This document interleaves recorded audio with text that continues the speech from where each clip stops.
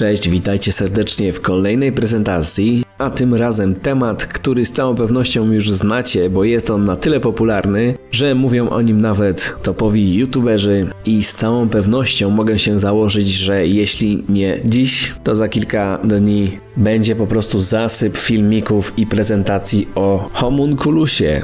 Ja także dziś postaram się dostarczyć argumenty za i przeciw związane z homunculusem. Zapewne niektóre te argumenty gdzieś już się pojawiały, a prezentację starałem się przygotować tylko i wyłącznie na podstawie swoich własnych przemyśleń i wniosków, dlatego z góry przepraszam, jeśli ktoś już wcześniej o tym mówił. Krótkie wyjaśnienie, co to w ogóle jest homunculus, chociaż z całą pewnością każdy z Was już to wie, ale gdyby okazało się, że jest wśród nas jakaś osoba, która trafiła tutaj przypadkiem, to wyjaśniamy. Homunculus w tym konkretnym przypadku ma być istotą powstałą z kurzego jajka i ludzkiego nasienia poprzez sztuczne zapłodnienie. Cały fame na tego homunculusa zainicjował pewien Rosjanin. Jakiś czas temu wrzucił właśnie do internetu taki eksperyment, w którym robi małą dziurkę w jajku, po czym wstrzykuje tam swoje nasienie, wszystko zakleja plastrem, po czym po pewnym czasie, po rozbiciu jaja, możemy widzieć wspomnianą istotę, czyli homunculusa. Sami widzicie na zdjęciu, że nie przypomina ona zupełnie niczego. Jest to taki twór, który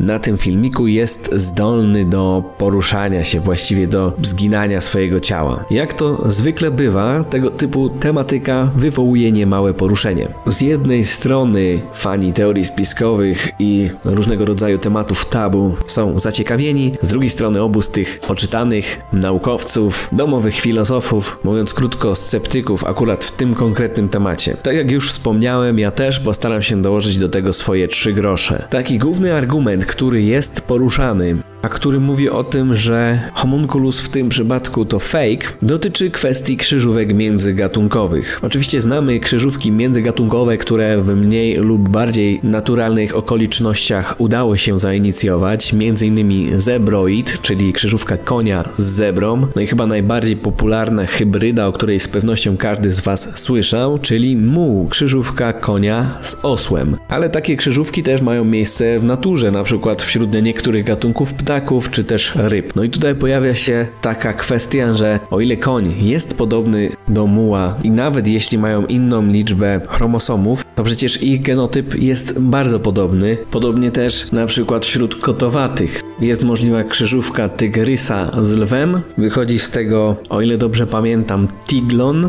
ale znów tutaj mamy kota i tutaj mamy kota. Ale z drugiej strony zobaczcie teraz podobieństwo zarodków człowieka i kury kilka dni po zapłodnieniu. Zresztą zobaczcie też na inne zarodki, nie tylko ssaków, ale też gadów czy ryb. Wszystkie one wyglądają bardzo podobnie. Jesteście pewni, że mimo wszystko taka krzyżówka międzygatunkowa nie byłaby możliwa? Odniosę się tutaj do jednego stwierdzenia znanego z popkultury. Na świecie są rzeczy, o których się fizjologom nie śniło. Kolejny argument, który chciałem poruszyć, a właściwie obalić pewną teorię jednego z polskich youtuberów, nie pamiętam teraz niku, ale poprzez to, że obejrzałem naprawdę dziesiątki tych filmików, to nie jestem w stanie wszystkiego zapamiętać. No i ten pseudo, ale to naprawdę na maksa pseudo-intelekt stwierdził, że jajko jest już zapłodnioną młodą kurą, dlatego nie możliwe byłoby zapłodnienie go jeszcze dodatkowo przez ludzkie nasienie. Otóż to nie jest prawda, bo nie każde jajko jest zapłodnione, wręcz przeciwnie, to większość tych wszystkich jajek, które składają kury, a które my zjadamy, są niezapłodnione. To jest po prostu komórka jajowa, ale to nie jest zarodek.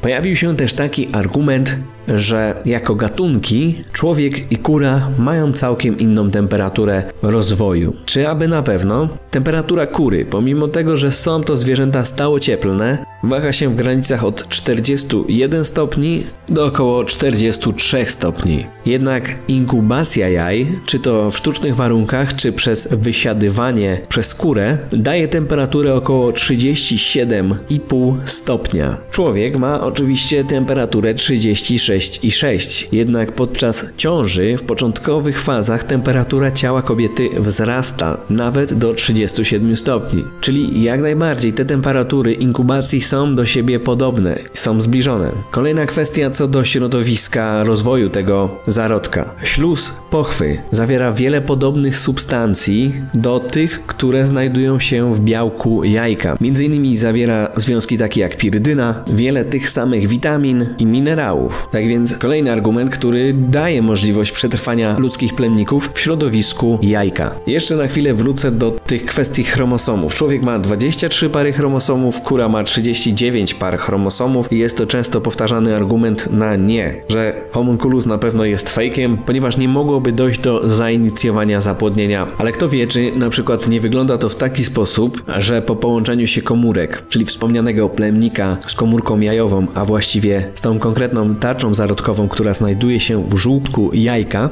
czy nie następuje na przykład taka sytuacja, że łączy się tylko wybrana ilość par chromosomów ze sobą, a reszta jest na przykład odrzucana. Może to być na zasadzie kto pierwszy, ten lepszy. To by tłumaczyło, dlaczego każdy z tych tworów, które pokazywał Rosjanin, znacznie od siebie się różniły. Jeden miał wiele jakichś kończyn, drugi był taki bardziej wydłużony, a jeszcze to, co widzimy w ostatnim filmiku, ma dodatkowo jakąś wypustkę. Może to było właśnie wynikiem tego przypadkowego łączenia się chromosomów, a reszta po prostu została odrzucona. Te, które się ze sobą połączyły, zainicjowały po prostu podział tej komórki. Jeszcze też kwestia inkubacji, bo zarzucacie, że ten Rosjanin trzymał to wszystko w jakiejś czapce owinięte w jakimś opakowaniu. No nie jest to do końca powiedziane, że na przykład nie schował tego gdzieś do jakiegoś miejsca, które miało odpowiednio wysoką temperaturę i które było w stanie utrzymać to około 37 stopni Celsjusza. Kolejny argument odnośnie kwasu. Skąd niby ten kwas się wziął? No bo ani kura, ani człowiek nie ma takich możliwości i nie ma takich gruczołów, które by produkowały jakiś kwas, czy jakiś jad, czy coś w tym stylu. No ale to też nie do końca, bo wiecie, to coś trysnęło czymś. Może to były jakieś płyny ustrojowe, może to były jakieś po prostu odchody, a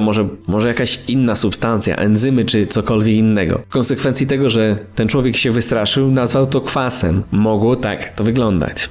Okej, i już na koniec takie moje podsumowanie. Oczywiście ja jestem raczej przekonany, że jest to fake.